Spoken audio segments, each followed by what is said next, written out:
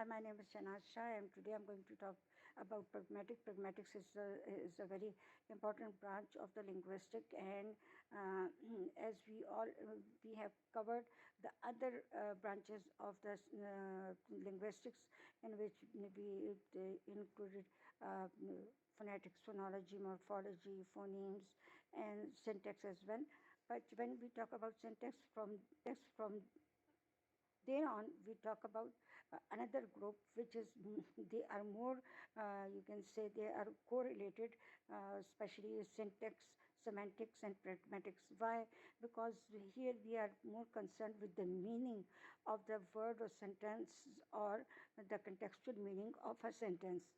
So when we talk about pragmatic, it means we are talking about a sentence that, as we have studied in semantics, that by semantic we mean that we are understanding the meaning of the sentence, that listener how a listener is picking the meaning of that sentence. So it is between listener and speaker. So and then we come to pragmatics, and in that pragmatics, we advanced in the understanding of the meaning of a sentence. Like we say that, okay, there is a sentence which simple meaning is this, or so and so. But if we look carefully, we can find there is a hidden meaning in that sentence. That is, we call pragmatics. So, first of all, I will give you historical background that early developments, pragmatic emerged in the 20th century with philosophers like Charles Morris and Ferdinand Saussure contributing to its development. Morris introduced the three branches of semiotics, syntax, semantics, and pragmatics, focusing on meaning in context. I already have explained this thing. So then when we say that in semantics we talk about understanding of the meaning of a sentence, then why there is a need to introduce pragmatics? Because then there is a shift, and that shift is the contextual meaning of a sentence. This shift has brought pragmatics into more concentration, or it has, it made the introduction of the pragmatics. So, semantics traditionally focused on meaning derived from words alone, while pragmatic considered context, how meaning is shaped by social interaction, cultural factors, and situational elements. Fred, Russell, and Greece all laid foundation for the shift to pragmatic, especially in conversational implications. Now, we will discuss this implication later on. First, we have to understand this thing that, as I have mentioned these names, so these basically are the name of the famous theorists who added their contribution by doing research and coming up with certain, you can say, the models, or they laid the foundation for this pragmatics. Number two, shift from semantic to pragmatics. Basis of the shift of semantics deals with meaning in isolation. Isolation means whatever is the meaning is the meaning. That is what words and sentences mean, irrespective of context. We are not looking at we are not looking for the deep meaning in that sentence. Either it is a scornful, either it is you can say inquisitive, either it is in any form, but it is a simple sentence. In pragmatics, focuses on context-dependent meaning. It involves understanding how speakers use language in practice, and how the interpretation of meaning can change based on factors like speaker intentions, context, and shared knowledge. So I told you that whatever is the mood of that speaker, so that sentence will convey the message according to his mood or her mood or intentions. Now, definition of pragmatics.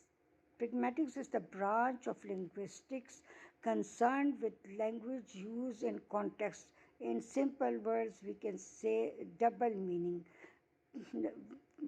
Whatever or whichever sentence has a double meaning or maybe multiple meaning, then we say contextual. So, studying the ways in which speakers produce and understand meaning beyond the literal interpretation of words. Key areas of focus include speaker meaning, implicature, presupposition, dexis, and contextual interpretation. The question is pragmatics the crucial structure branch? So how we can say this is a crucial structure branch? Yes, pragmatics is crucial because it adds a layer of contextual meaning to semantics. While semantic provides the literal meaning, pragmatic offer insight into how these meanings are used and understood in real world situations, making communication more dynamic and nuanced. Subfields of pragmatics. Now let's break them the pragmatics into subfields. The subfields of pragmatics, each of these deals with specific aspects of language use in context. Now, first of all, we have speech act theory explanation. This theory looks at how utterances function not just to convey information but also to perform action. Speech and then act theory. For example, saying I apologize is not just stating something but performing an act of apologizing. Now, see, it is very simple that when I say I apologize, I mean, in sentence, it is, I say apologize, it is a very simple. But when I say I apologize, it means I am apologizing. I am performing an act. Functions, assertive statements that describe the word, for example, the sky is blue. Now, assertive is another sentence. The sky is blue. What do we mean by this? It means the sky is blue, there are no clouds. The sky is clear. Directive request or suggestion, for example, could you pass the salt? In other words, we can say directing someone that, okay, please pass me the salt. It doesn't mean that could you pass the salt. If that person say no, then what do we mean by it? By when we say, could you pass the salt? In other words, I'm directing the person that, okay, give me this salt. Now, commitments or promises. For example, I will call you tomorrow. In other words, we can say that I'm telling you, I'm informing you that I will call you tomorrow. I'm promising you. Expressives. Express means express, convey feelings or emotion. For example, I'm sorry for your loss. Declaration, when the speaker brings about a change by uttering words. For example, I now pronounce you husband and wife. Now, what is this? This is declaration. For example, another sentence is the Shehbaz Sharif has been declared as a Prime Minister of Pakistan. So, what is this declaration?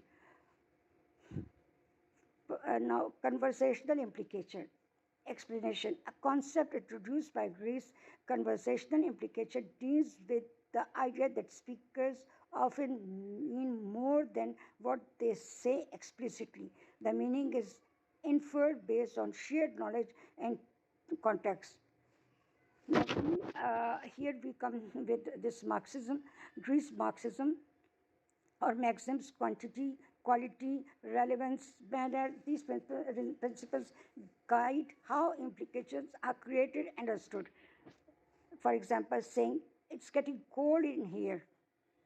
might implicate, could you close the window, even though it isn't directly stated. Didactic explanation. Didactic expressions are words or phrases whose meanings depends on the context of the utterances. They rely on the factors like time, place, and person. Functions. Person didactic refers to who is involved. For example, I, you. Place didactic refers to location. For example, here, there. Time didactic refers to for example, now, tomorrow. Discourse axis refers to the parts of the discourse itself. For example, this, next. Now we talk about presupposition. Presupposition refers to background assumption that must hold true for a sentence to be meaningful or acceptable. These assumptions are taken for granted in conversation. Preposition triggers include phrases like again, to, stop. Like, I mean, again, again you are doing this, you are going to. For example, the sentence John stopped smoking presupposes that John used to smoke. Relevance theory explanation developed by Sperber and Wilson. Relevance theory suggests that humans communicate by seeking the most relevant information for understanding a situation, minimizing cognitive effort. Now, this is quite, this is a little bit complex, so I will explain it in very simple words. By relevance theory, we means that sometimes when we feel that the information we are, you can say, we are getting is quite complex, so we try to relate it with something else to make that the process of understanding easy. And in this way, because otherwise we will put too much pressure on our cognition. So to avoid that pressurizing our cognition, so we try to relevate, or we try to seek for the relevant information. Optimal relevance, the balance between cognitive effort and the benefits of understanding. This is same as I have mentioned earlier. Example in the sentence, can you pass the salt? The question isn't about the literal ability to pass the salt, but a request for action, guided by relevance to the listener's context, that the salt is already on the table. Simple sentence with simple meanings. Example, the cat is on the mat. Literal meaning, the cat is physically located on the mat. Contextual meaning, no deeper context is needed here. The sentence meaning is clear and straightforward. Now, complex sentences with double meaning. Now, here lies the core meaning of pragmatics. He didn't come because he was sick. Literal meaning, the person was unable to come due to illness. Implication, he might have another reason for not coming, and the sickness is just a convenient excuse.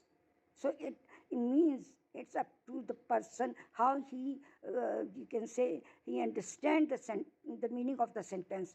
What is contextual in pragmatics? Contextual meaning refers to how the interpretation of a sentence depends on factors like the speaker's intentions, the listener knowledge, and the surrounding situation. In pragmatics, context plays a crucial role in how meaning is derived from an utterance.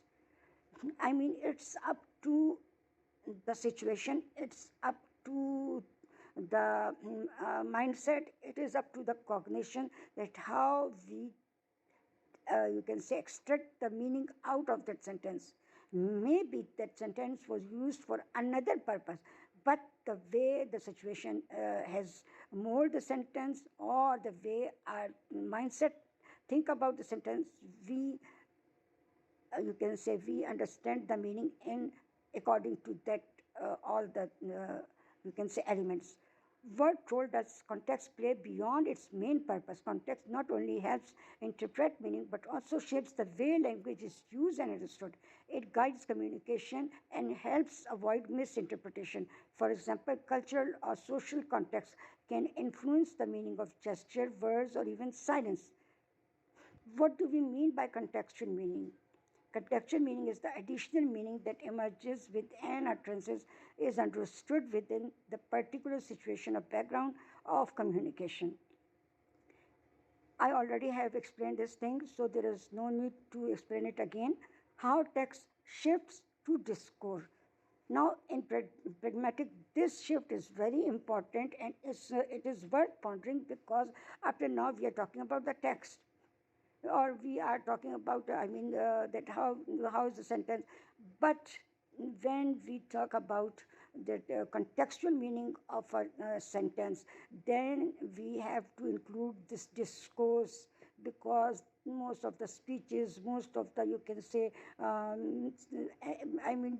research papers, everything, articles, these are based on, most of them are based on, presentations are based on discourse. So discourse has taken a very important place into the linguistics.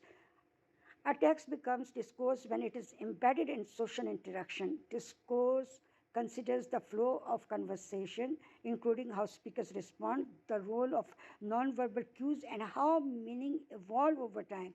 It also reflects the social and cultural setting in which it occurs. What kind of discourse are included and where seems logical? Types of discourses. Political discourse, language used in politics, focusing in power, ideology, and persuasion. Religious discourse, language used in religious texts or practices, often influenced by shared beliefs and traditions. Ideological discourse, language that reflects underlying ideologies, often shaping social and cultural norms. Logical placement. Discourse is typically studied in real world interaction where context shapes meaning. They are used in public debates, media, and everyday communication. Conclusion. Pragmatics offers a vital layer of understanding language that goes beyond what is simply said.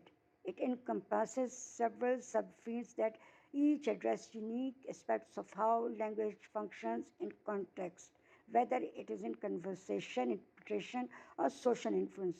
Context plays a crucial role in all these aspects, guiding how meaning is created, communicated, and understood.